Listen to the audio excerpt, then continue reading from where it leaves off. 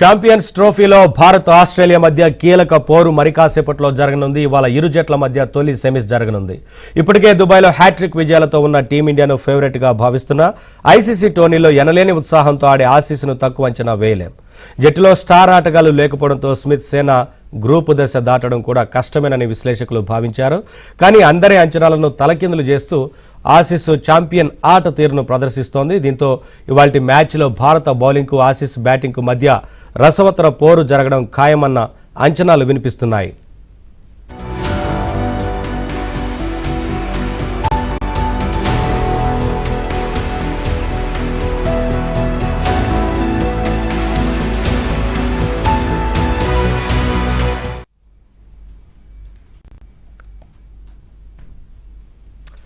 వాటి మ్యాచ్కి సంబంధించి అనాలిసిస్ అందించడానికి ప్రముఖ స్పోర్ట్స్ అనలిస్ట్ కార్తీక్ జాయిన్ అయ్యారు. మరొక వైపున రాకేష్ రెడ్డి జాయిన్ అవుతారు.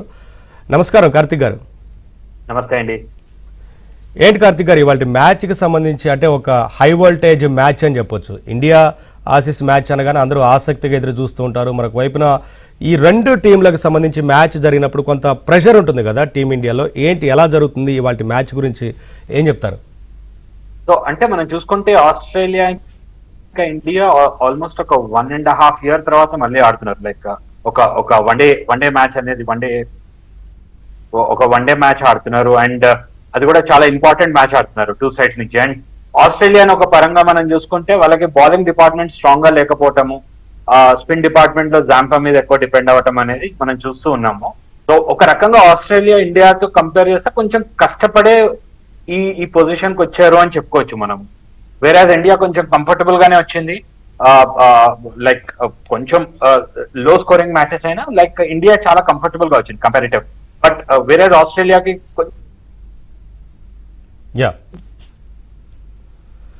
బ్రేకింగ్ చూస్తున్నాం. టాస్ గెలిచి బ్యాటింగ్ ఎంచుకుంది ఆస్ట్రేలియా. బ్యాటింగ్ కి సంబంధించి మరి ఎలా ఉండబోతోంది అన్న ఈ మ్యాచ్ కి సంబంధించి ఒక ఆసక్తి అయితే కనిపిస్తా ఉంది. ఇప్పటికే ఆస్ట్రేలియా టాస్ గెలిచి బ్యాటింగ్ ఎంచుకున్నట్లుగా తెలుస్తూ ఉంది. కానీ టీమిండియా అయితే ఎక్కువగా స్పిన్నర్లతోని బరిలోకి దిగబోతా ఉంది. ఇప్పటికే 3 మ్యాచ్లు కూడా గెలిచి హ్యాట్రిక్ విజయాలతో టీమిండియా కొంత హాట్ ఫేవరెట్గా మారిందని చెప్పొచ్చు. ఏంటి కార్తీక్ గారు, ఒకవైపున టాస్ గెలిచి ఆస్ట్రేలియా బ్యాటింగ్ ఎంచుకుంది. సో మ్యాచ్ ఎలా ఉంటుందనుకోవచ్చు? ఆస్ట్రేలియా బ్యాటింగ్ చూస్తే ఏం చెప్తారు? ఇప్పటివరకు ఒకే మ్యాచ్ ఆడింది, 2 మ్యాచ్లు కూడా వర్షార్పణం అయ్యాయి. ఇది